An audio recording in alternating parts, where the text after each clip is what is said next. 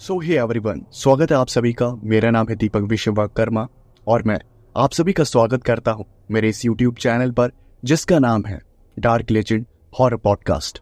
और मुझे पूरी उम्मीद है आप सभी बहुत अच्छे होंगे। तो दोस्तों, थंबनेल तो आप सभी ने देख ही लिया है और आप सभी समझ गए होंगे कि मैं आज आप सभी को गाँव की एक बेहद ही डरावनी कहानी के बारे में बताने वाला हूँ। अब मैं कहानी इसलिए बोल रहा हूँ क्योंकि मैंने जिससे ये कहानी सुनी है तो उसने तो कहा कि ये रियल है, एक घटना है, लेकिन मुझे थोड़ा बिलीव कम हो रहा है, इसलिए मैं इसे एक कहानी ही कंसिडर करूंगा। क्योंकि हम सभी जानते हैं कि गांव में घटी हुई घटनाओं को लोग अक्सर बढ़ा चढ़ाकर बताते हैं और मैं वैसा नहीं करना चाहता, इसलिए मैं इस घटना को एक कहानी के रूप में देखूंगा। तो अपने जो हेडफोन्स है उन्हें लगा लीजिए और अगर आप सभी को कहानी और आवाज सुनकर मजा आए तो प्लीज चैनल को सब्सक्राइब कर देना और कमेंट करके जरूर बताना कि आपको कहानी और आवाज कैसी लगती है। तो चलिए शुरू करते हैं। शाम का समय था, तकरीबन 5 बजे हुए थे। मैं खाट पर बैठकर आराम कर रहा था क्योंकि मैंने दिन भर खेत में काम किया था और मैं बहुत ही ज्यादा थक गया था। धीरे धीरे अंधेरा होना शुरू हो गया था और घरों में लालटेन जलना भी शुरू हो गई थी। तभी मैंने एक आवाज सुनी, कोई साइकिल चलाता हुआ वहां पर आ रहा था और मैं उठ के बैठ गया। तभी मैंने देखा कि साइकिल चलाते हुए और कोई नहीं बल्कि मेरे मौसा आ रहे थे और वो साइकिल रोककर उतरे। मैंने उन्हें देखा, मैंने उनके पैर छुए और मैंने पूछा, मौसा आप इतनी शाम को, सब कुछ ठीक तो है? मैंने अपने मौसा की शक्ल की तरफ देखा तो मैं समझ गया कि वो किसी भारी मुसीबत में है। उन्होंने नम आंखों से कहा, बेटा तुम्हारी मौसी की तबीयत बहुत ज़्यादा खराब है, सुबह से वो बहुत परेशान लग रही है। मैं चाहता हूँ कि तुम मेरे साथ चलो क्योंकि मेरे पास कोई है नहीं जिसके साथ मिलकर मैं तुम्हारी मौसी को हॉस्पिटल ले जा पाऊँ। तुम तो जानते ही हो हमारे किसी भी आसपास के गांव में हॉस्पिटल नहीं है। अगर तुम मेरी कुछ मदद करो तो मैं तुम्हारा बहुत आभारी रहूँगा। ये बात सुनकर मुझे बहुत बुरा लगा और मैंने कहा, अरे मौसा आप ये कैसी बात कर रहे हैं, ये तो मेरा फर्ज है। चलिए जल्दी, टाइम वेस्ट मत करिए, मैं आपके साथ चलता हूँ। उसके बाद क्या था, मैंने अपनी घरवाली से कहा कि तुम खाना बना के रखना, हो सकता है मुझे लेट हो जाए तो मैं आकर खा लूँगा, मौसी को हॉस्पिटल लेकर जाना है। उसके बाद मैंने अपनी साइकिल निकाली और मैं अपने मौसा के पीछे पीछे चल दिया। उस समय कच्ची सड़कों पर साइकिल चलाते चलाते मैंने तकरीबन 6 किलोमीटर का रास्ता तय किया और 6 किलोमीटर बाद मेरी जो मौसी का जो ससुराल था वो आ गया। और वहाँ पर जब हम वहाँ पर पहुँचे, मैंने मौसी की हालत देखी तो उनका शरीर जो था वो सूख सा गया था और देखकर साफ पता चल रहा था कि कुछ सीरियस मैटर है। मैंने अपने मौसा से कहा, मौसा मुझे लगता है कि हमें समय बर्बाद नहीं करना चाहिए। हम एक काम करते हैं, आपके गांव में कोई है जिसके पास 4 पहिया हो? उसके बाद मेरे मौसा ने कहा, नहीं बेटा, हमारा गांव गरीबों का गांव है, यहाँ पर किसी के पास 4 पहिया नहीं है। अगर होता तो मैं तुम्हें इतना परेशान नहीं करता। उसके बाद क्या था, मैंने अपने मौसा से कहा, कोई बात नहीं मौसा, यहीं पास के गांव में मेरे एक पहचान वाले हैं, उनके पास 4 पहिया है, मैं उन्हें लेकर आता हूँ, बस थोड़ा सा समय लगेगा। उसके बाद क्या था, मैं फटाफट साइकिल पर बैठा और तुरंत तेज़ी से साइकिल चलाता हुआ गांव से बाहर निकला और वो बगल वाले गांव में गया। वहाँ पर जो मेरे पहचान की जो दोस्त वगैरह थे उनके पास 4 पहिया थी और मैंने उनसे कहा, अरे गुड्डू ज़रा मेरी बात सुनो, मेरी मौसी है ना जो बगल के गाँव में रहती है, उनकी तबीयत बहुत ज़्यादा ख़राब है यार, उन्हें हॉस्पिटल लेकर जाना है, चलो मेरे साथ चलो। उसके बाद वो जो मेरे दोस्त थे उन्होंने कहा, क्या उन्हें हॉस्पिटल लेकर जाना है? अरे यार ये तो बहुत मुसीबत हो गई क्योंकि अभी अभी मेरी बुआ जो है वो ख़त्म हो गई है और मुझे वहाँ जाना है, अब कैसे होगा? उसके बाद क्या था, जब मैंने ये बात सुनी तो मैं भी एकदम टेंशन से घिर गया कि आखिर पूरे आसपास के गांव में मेरा ही एक दोस्त है जिसके पास 4 पहिया है और अब उसकी बुआ भी ख़त्म हो गई, उसे भी वहाँ पहुँचना है, तो आखिर अब क्या होगा? मुझे कुछ समझ नहीं आ रहा था कि आखिर मैं क्या करूं और मैंने गुड्डू से पूछा, अच्छा गुड्डू, मुझे एक बात बताना, मतलब तुम्हारी बुआ का घर कहाँ पर है? गुड्डू ने जवाब दिया, यही रामगढ़ में, वहीं पर जाना है मुझे। उसके बाद मुझे याद आया कि रामगढ़ गांव में एक काफ़ी अच्छा हॉस्पिटल है और वहाँ पर मौसी को ले जाया जा सकता है। इसलिए मैंने गुड्डू से कहा, गुड्डू एक काम करते हैं, हम साथ में चलते हैं, क्योंकि तुम भी जानते हो कि रामगढ़ में एक अच्छा हॉस्पिटल है। वहाँ पर मैं मौसी को दिखा दूंगा और तुम वहीं से अपनी गाड़ी लेकर निकल जाना अपनी बुआ के घर। तुम्हें कोई परेशानी तो नहीं? उसके बाद गुड्डू ने कहा, अरे हाँ यार, मुझे तो याद ही नहीं आया, ये तुमने बहुत अच्छा किया, मुझे याद दिला दिया कि रामगढ़ में एक बहुत अच्छा हॉस्पिटल है। तुम्हारा काम भी हो जाएगा और मेरा काम भी हो जाएगा। चलो चलो फटाफट, देर मत करो। मैंने गुड्डू को रास्ता बता दिया था। थोड़ी ही देर में गुड्डू अपनी जो चारपहिया थी उसे लेकर बाहर आ गया और हमने मौसी को उठाकर चारपहिया में बैठाया। गुड्डू ड्राइव कर रहा था और तकरीबन 1.5 घंटे के बाद हम सब हॉस्पिटल पहुंचे। गुड्डू ने हमें हॉस्पिटल के बाहर उतार दिया और मैंने गुड्डू का बहुत बहुत शुक्रिया अदा करा।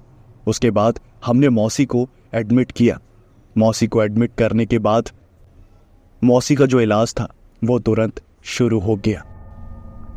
जब मौसी का इलाज शुरू हो गया तब जाकर मेरे दिल में थोड़ी शांति हुई और मेरे मौसा ने भी अपने आप को संभाला।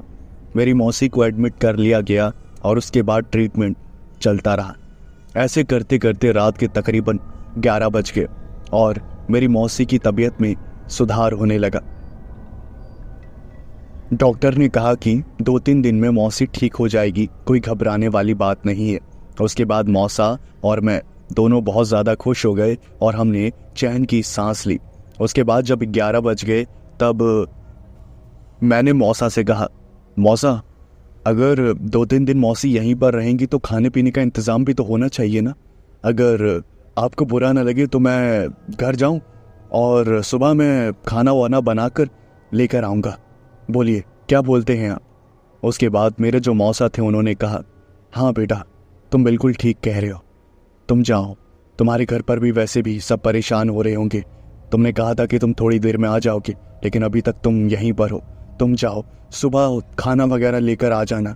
तुम बहुत मेरी मदद कर रहे हो, भगवान तुम्हें हमेशा खुश रखेगा। अरे मौसा, आप ये कैसी बातें कर रहे हैं? जो मेरा फ़र्ज़ है वो तो मैं निभाऊंगा ही, इसमें एहसान वाली कोई बात नहीं है। ठीक है, अब मैं चलता हूँ। उसके बाद मेरे मौसा ने कहा, इतनी रात हो गई है, तुम्हें कोई परेशानी तो नहीं होगी ना? अंधेरे में रास्ता बहुत सुनसान और वीरान हो गया होगा। मैं तो कहता हूँ एक काम करो, आज रात यहीं रुक जाओ, सुबह निकल जाना। मेरे को बहुत अजीब लग रहा है, इतनी रात को मत जाओ। उसके बाद क्या था, मैंने कहा, अरे नहीं मौसा माफ़ करिएगा, मैं आपकी बात को काट रहा हूँ, लेकिन मेरी जो घरवाली है वो बहुत डरी डरी रहती है। आसपास के रिश्तेदारों से हमारी बनती नहीं है, आप सभी तो जानते ही हैं। तो मेरे को जाना पड़ेगा, वो रात में अकेले बहुत डर जाएगी। क्या पता रिश्तेदार भी इतने ख़राब है, कहीं कुछ कर दे, समझा करिए। उसके बाद क्या था, मौसा ने कहा, हाँ ये भी बात ठीक है, तुम्हारी आपस में बनती नहीं है, तुम्हारी लड़ाइयाँ होती रहती है, एक काम करो तुम जाओ। उसके बाद क्या था, मैं हॉस्पिटल से निकल गया। साइकिल चलाते हुए मेरे दिल में एक सुकून था कि चलो मौसी अब 2-3 दिन में ठीक हो जाएगी और अब मेरे को सिर्फ अपने घर पहुंचना था और सुबह खाना वाना बनवा कर वापस हॉस्पिटल जाना था। यही सब सोचता हुआ मैं साइकिल चला रहा था। मैंने अपने मौसा को कह तो दिया था कि मैं बिना किसी परेशानी के अपने घर पहुंच जाऊंगा, लेकिन जब मैं रात के समय उतने अंधेरे में साइकिल चला रहा था तब मुझे थोड़ा बहुत तो डर लग ही रहा था। मैं बस मन ही मन प्रार्थना कर रहा था कि मैं जल्द से जल्द अपने घर पहुंच जाऊं। उसके बाद मैंने बहुत हिम्मत करके अपने गांव तक साइकिल चलाई और मैं अपने गांव में घुसने ही वाला था। तभी मेरे गांव की जो कच्ची सड़क थी वहां पर मैंने एक बहुत ही अजीब चीज़ देखी। मैंने देखा कि उस कच्ची सी सड़क पर एक औरत बहुत अजीब हरकतें कर रही थी। उसके हाथ में एक नींबू था और उसने उस नींबू को ज़मीन पर रखा हुआ था और उसके आसपास कुछ लाल मिर्च या फिर लाल सिंदूर से उसने गोला बनाया हुआ था। ये सब देखकर मुझे काफ़ी अजीब लगा कि ये औरत इतनी रात को, तकरीबन 12 बज चुके होंगे उस समय, 12 बजे ये बीच कच्चे सड़क पर क्या कर रही है। और मैंने अपनी जो साइकिल थी उसे रोक दिया, क्योंकि मैं सच बोलूं तो मुझे डर लग रहा था। मुझे इतना तो समझ आ गया था कि ये औरत जो है वो कोई ना कोई काला जादू कर रही है, और उस समय काला जादू को दुनिया में एक हकीकत की तरह माना जाता था। वो औरत मुझे देख ना ले, इसलिए मैंने चुपचाप से साइकिल से उतरकर अपनी साइकिल उठाई और कच्ची सड़क से हटकर एक पेड़ के पास जाकर मैंने साइकिल को खड़ा कर दिया और पेड़ के पीछे पीछे छुपकर देखने लगा कि वो औरत भला कब जाएगी। अंधेरे की वजह से उस औरत का चेहरा तो नजर नहीं आया, लेकिन मुझे इतना तो पता चल गया कि वो औरत अपने गांव की तो नहीं है, वो किसी दूसरे गांव की ही है। उसके बाद वो जो औरत थी वो वहां से चली गई।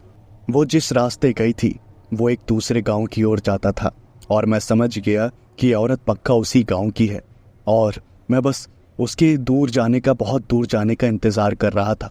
उसके बाद मैं वहाँ से निकल जाता। धीरे धीरे वो औरत वहाँ से चली गई, और जब वो मुझे नज़र आना बंद हो गई तब मैंने चैन की सांस ली और अपनी साइकिल को उठाया और वापस कच्ची सड़क पर रखा। मैं साइकिल चलाने की हिम्मत को जुटा नहीं पा रहा था, इसलिए साइकिल को पकड़कर सीधा सीधा जा रहा था। उसके बाद जब मैं उस नींबू के पास पहुंचा, जिसके आसपास लाल सिंदूर पता नहीं कुछ लाल टाइप का फैला हुआ था, वो देखकर मेरी हिम्मत ही नहीं हो रही थी कि मैं उस नींबू के आसपास से भी गुजरूं। इसलिए मैंने अपनी साइकिल को अपने कंधे पर उठाया और मैं सीधा खेत में घुस गया। खेत में घुसने के बाद मैंने थोड़ा रास्ता पार किया, और जब वो नींबू पीछे निकल गया तब मैंने वापस साइकिल को कच्ची सड़क पर रखा और एकदम फुल स्पीड में मैंने ये सोच लिया था कि अब मैं साइकिल को चलाकर वहाँ से निकलूँगा। उसके बाद मैंने साइकिल के पेडल पर अपना पैर रखा और मैंने पूरी ताकत के साथ वहाँ से साइकिल चलाने की कोशिश करी, लेकिन मेरी जो साइकिल थी वो वहाँ से हिली ही नहीं। मैं उल्टा साइकिल से धड़ाम से गिर गया। मैंने जैसे तैसे अपने मन को बनाया कि शायद मेरी ही गलती होगी, मैं ही साइकिल पर ढंग से बैलेंस नहीं बना पाया होऊंगा और इसलिए मैं गिर गया। और उसके बाद मैं उठा, खड़ा हुआ। मैंने देखा कि मेरा जो घुटना था उस पर थोड़ी चोट आ गई थी और थोड़ा ब्लड भी था। साथ ही साथ मेरी कोहनी पर भी थोड़ा सा छिल गया था। मुझे दर्द तो हो रहा था, लेकिन मुझे बस वहाँ से निकलना था, मुझे अपनी चोट की फिक्र नहीं थी। उसके बाद फिर से मैंने साइकिल के पेडल पर पैर रखा और साइकिल को चलाने की कोशिश करी, लेकिन वो जो साइकिल का पेडल था वो आगे बढ़ ही नहीं रहा था। मैंने अपने पूरी शरीर का जो वजन था वो उस पेडल पर डाल दिया, लेकिन फिर भी वो जो पेडल था वो हल्का सा भी आगे नहीं बढ़ रहा था और ना ही साइकिल आगे बढ़ रही थी। ऐसा लग रहा था जैसे साइकिल की जो चैन है वो शायद जाम हो गई है। इसलिए उसके बाद जब मैंने प्रॉपर चेक किया तो साइकिल का पेडल और जो चैन थी वो परफेक्टली लगी हुई थी अपनी जगहों पर। लेकिन अगर सब कुछ ठीक है, परफेक्ट लगा हुआ है, तो आखिर साइकिल का पेडल घूम क्यों नहीं रहा है? ये बात मुझे डरा रही थी। मेरा मन तो ये कर रहा था कि मैं साइकिल छोड़कर वहीं से भाग जाऊं, लेकिन उस ज़माने में साइकिल बहुत ही ज़्यादा महंगी आया करती थी और बहुत ही मुश्किल से इंसान उसे ले पाता था, और यही सब सोचकर मैं साइकिल को छोड़कर वहाँ से जा नहीं सकता था। मैंने फिर से कई बार कोशिशें करी, लेकिन साइकिल का जो पेडल था वो घूम नहीं रहा था। तकरीबन आधे घंटे तक मैं उसी कच्ची सड़क पर अपनी साइकिल को चलाने की कोशिश करता रहा, लेकिन मेरी जो सारी कोशिशें थी वो नाकामयाब हो रही थी। धीरे धीरे मैं पसीने से भीगता जा रहा था और मेरी जो दिमाग की टेंशन थी वो भी बढ़ती जा रही थी, और मैं यही सोच रहा था कि आखिर मैं क्यों इतनी रात को उस हॉस्पिटल से निकल गया। सारी कोशिशें नाकामयाब होने के बाद मैंने आखिरकार अपने मन को मनाया कि बस अब मुझे साइकिल छोड़कर वहाँ से निकलना पड़ेगा। मेरा मन मान नहीं रहा था, क्योंकि मुझे पता था कि सुबह यहीं पर साइकिल मिलेगी या नहीं मिलेगी, इस बात की कोई गारंटी नहीं है। उसके बाद मैं वहीं साइकिल को छोड़कर जाने लगा। मैं कुछ ही कदम चला था, मेरी आंखों में आंसू थे, और तभी मैंने कुछ बहुत ही अजीब और डरावना देखा। मुझे मेरी जेब में कुछ महसूस हुआ और मैंने अपनी जेब में हाथ डालकर देखा तो मेरी रूह कांप गई। मैंने देखा कि मेरी जेब में एक नींबू था और उस पर लाल सिंदूर लगा हुआ था। ये देखकर मेरी हालत खराब हो गई और मैंने पीछे मुड़कर देखा जहां पर उस औरत ने नींबू रखा था, तो उस जगह पर कोई भी नींबू नहीं था। मतलब मेरी जेब में वही नींबू था जिसे वो औरत उस कच्ची सड़क पर रख कर गई थी। वो नींबू मेरी पॉकेट में कैसे आया, यही सोचकर मैं ऊपर से नीचे तक टहल गया और मैंने उस नींबू को बहुत जोर से आसमान की तरफ फेंका और वो बहुत दूर जाकर गिरा। उसके बाद मैंने गहरी गहरी सांसें लेना शुरू किया। मैं समझ गया कि ये सब उस नींबू की वजह से ही हो रहा था और मैंने सोचा कि वो नींबू अब मैंने फेंक दिया है तो वापस मेरी साइकिल ठीक हो जाएगी और मैं अपनी साइकिल को लेकर जा पाऊंगा। मैंने यही सब सोचकर वापस साइकिल को चलाने की कोशिश करी और जैसे ही मैंने साइकिल को चलाने की कोशिश करी तो वापस मुझे अपनी पॉकेट में कुछ महसूस हुआ। मैंने वापस अपनी पॉकेट में हाथ डाला तो मेरी पॉकेट में वही काला जादू किया हुआ नींबू था। जितनी भी बर्दाश्त की हद थी सब पार हो चुकी थी और अब मैं पूरी तरह से टूट गया था। मैंने बहुत जोर से चिल्लाया और वहीं पर फूट फूट कर रोने लगा कि आखिर मैं कहाँ फंस गया हूँ। उसके बाद मैंने सोचा कि छोड़ो, हटो यहाँ से। मैंने उस नींबू को फिर से फेंका और वापस आगे की ओर भागने लगा। मैं इतनी तेज भाग रहा था कि जितनी तेज मैं अपनी पूरे जीवन में कभी भागा नहीं था। और तभी मुझे कुछ आवाज़ सुनाई दी और वो आवाज़ थी मेरी साइकिल की। मेरी साइकिल अपने आप चलते हुए मेरे पीछे पीछे आ रही थी।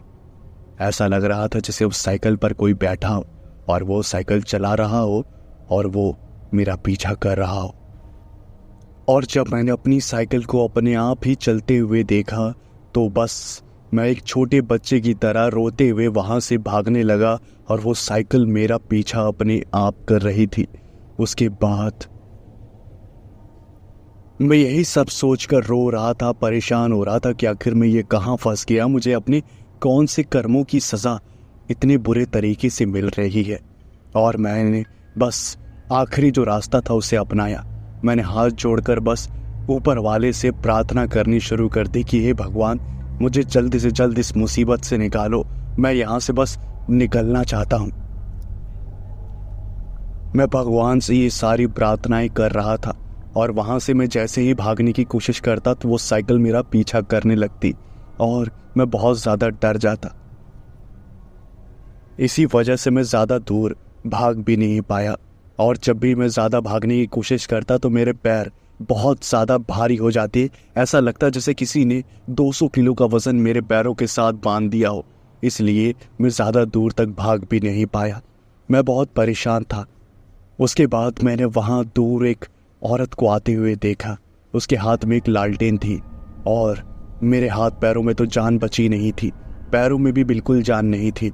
मैंने भागने की बहुत कोशिश करी थी लेकिन पैर भी नाकामयाब हो गए थे और वो जो साइकिल थी मेरी, वो मेरे पास में खड़ी हुई थी और मेरी जेब में वही नींबू फिर से आ गया था। अब मैं एक अपाहिज की तरह वहीं सड़क पर, कच्ची सड़क पर पड़ा हुआ था। तभी मैंने अम्मा को आवाज़ लगाई, अम्मा, अम्मा मेरी मदद करो, अम्मा किसी को बुला कर लाओ, अम्मा किसी को बुला कर लाओ, अम्मा मेरी मदद करो। उसके बाद वो जो अम्मा थी, जो बुजुर्ग औरत थी, उन्होंने लालटेन की जो रोशनी थी वो मेरी तरफ करी और मेरी तरफ चलकर आने लगी। जैसे ही वो चलकर आई और मेरे पास पहुंची तो जो साइकिल अपने आप खड़ी थी बिना स्टैंड की, वो धड़ाम से ज़मीन पर गिरी और वो जो साइकिल थी वो बदकिस्मती से मेरे पैर पर ही गिरी, जिसकी वजह से मेरे पैर पर और ज़्यादा चोट लग गई। उन अम्मा ने मुझसे कहा, तुमने किसी को यहाँ पर काला जादू करते हुए देखा है? उसके बाद मैंने डरते हुए कहा, हाँ अम्मा, हाँ अम्मा, मैं बहुत बुरी तरह से फंस गया हूँ। मेरे पैर काम नहीं कर रहे हैं।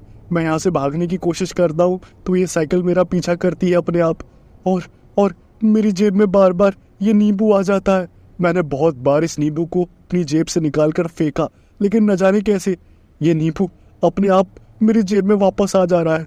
मुझे बचा लो, मुझे बचा लो। उसके बाद वो जो अम्मा थी बुजुर्ग, उन्होंने मुझसे कहा, मैं तुम्हारी मदद करने के लिए ही आई हूँ। मैं यहीं पास के गांव में रहती हूँ। मैंने महसूस कर लिया था कि यहाँ कोई मुसीबत में है और मैं यही देखने के लिए यहाँ पर आई हूँ। खैर, लाओ ये नींबू दो मुझे। उसके बाद मैंने वो जो नींबू था वो उन अम्मा को दिया और उन अम्मा ने कुछ मंत्रों का जाप करते हुए उस नींबू को अपने हाथों से ही निचोड़ कर रख दिया और उस नींबू से काला काला एक लिक्विड टाइप का कुछ गिरने लगा। और जैसे ही वो ज़मीन पर गिरा तो ज़मीन जो थी वो धुआं छोड़ने लगी और ये नज़ारा बहुत ही ज़्यादा डरावना था और विश्वास करने के लायक भी नहीं था। लेकिन जो चीज़ अपनी आंखों के सामने हो रही है उसे कोई कैसे नकार सकता है। यही सब मैं अपनी आंखों से देख रहा था। उसके बाद उन अम्मा ने मेरे सर पर हाथ रखा और कुछ मंत्रों का जाप किया। मैं उसके बाद मेरी टांगे जो थी वो एकदम नॉर्मल हो गई। जो घुटने पर चोट लगी थी वो तो दर्द कर रही थी, लेकिन पहले जैसा वज़न जो था वो टांगों को महसूस नहीं हो रहा था। उसके बाद मैंने साइकिल को उठाया और उन अम्मा ने कहा, बेटा अब ज़रा साइकिल चलाओ। उसके बाद क्या था, वो जो साइकिल थी मैंने जैसे ही चलाने की कोशिश करी तो एकदम साइकिल नॉर्मली चलने लगी और मैं देखकर हैरान हो गया कि आखिर ऐसा कैसे हो गया। अभी थोड़ी देर पहले तो साइकिल जो थी वो हिलने का नाम नहीं ले रही थी और अब साइकिल नॉर्मल कैसे हो गई।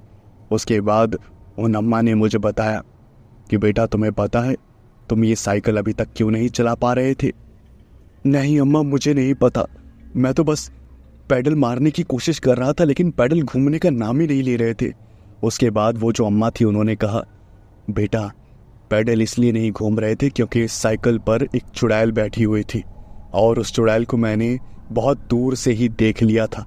जब मैं अपने घर में बैठी हुई थी तभी मैंने महसूस कर लिया था कि इस जगह पर कोई काला जादू कर रहा है और कोई मासूम इंसान यहाँ पर फंसा हुआ है, इसलिए मैं यहाँ पर आई थी। मुझे लगता है कि किसी के ऊपर ये चुड़ैल आ गई होगी। उसके बाद उस चुड़ैल को उतार कर काले जादू की मदद से यहाँ पर वो औरत छोड़कर चली गई और तुमने ये सारी प्रक्रिया देख ली। और जब तुम इस सड़क से गुजरे बगल से खेत वाले रास्ते से होकर, तब वो चुड़ैल उसने तुम्हें तो कब्जे में नहीं किया लेकिन तुम्हें परेशान मन भर के किया। ये सारी बातें सुनकर मेरी जो टांगे थी वो कांपने लगी और मैंने पूछा, इसका मतलब मैं तकरीबन 1.5-2 घंटे से यहाँ एक चुड़ैल के साथ हूँ और वही चुड़ैल साइकिल चलाकर मेरा पीछा भी कर रही थी। उसके बाद वो जो बुजुर्ग अम्मा थी उन्होंने कहा, हाँ वो तुम्हें परेशान कर रही थी। ऐसी तड़पती हुई आत्माओं को दूसरों को परेशान करने में काफ़ी मज़ा आता है, लेकिन चिंता मत करो, अब इस काले जादू का असर ख़त्म हो चुका है और वो चुड़ैल भी यहाँ से जा चुकी है, इसलिए तुम यहाँ से अब चले जाओ। उसके बाद क्या था, मैंने उन अम्मा को अपने साइकिल के पीछे बैठा लिया और खुद साइकिल चलाने लगा। मैंने उन अम्मा को पक्की सड़क पर छोड़ दिया और वो अम्मा जो थी वो लालटेन लेकर अपना चली गई घर की ओर और मैं भी अपने घर की तरफ आ गया। जब मैं अपने घर पहुंचा तो मेरे शरीर पर चोट देखकर मेरी घरवाली बहुत ज़्यादा डर गई, लेकिन मैंने उसे कुछ भी नहीं बताया क्योंकि मैं जानता था अगर मैं उसे कुछ भी बता दूंगा तो वो बहुत ज़्यादा डर जाएगी और उसे संभालना बहुत ज़्यादा मुश्किल हो जाएगा। इसलिए चुपचाप मैंने ये बहाना बना दिया कि अंधेरे की वजह से मुझे सड़क पर एक गड्ढा नहीं दिखा और उस गड्ढे में साइकिल फंस गई और मैं गिर गया। यही बहाना करके मैंने सारी बातों को दबा दिया, लेकिन आज भी उस रात को जब भी याद करता हूँ तो मेरी रूह कांप जाती है और मैं यही भगवान से प्रार्थना करता हूँ कि ये भगवान वैसी डरावनी रात कभी मेरी ज़िंदगी में वापस ना आए।